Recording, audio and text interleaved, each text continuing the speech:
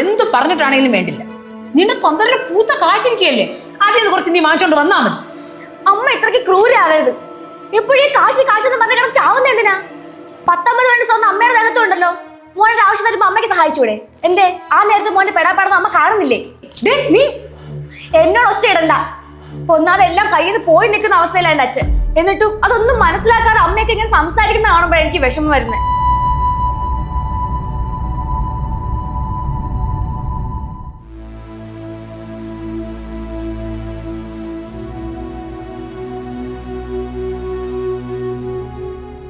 Hello,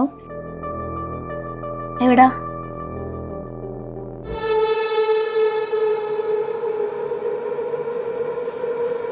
ഇവിടെ എല്ലാം ഓക്കെയാ. അപ്പോൾ വൈകുന്നേരം സ്ഥിര സ്ഥലത്ത് വെച്ച് കാണാം.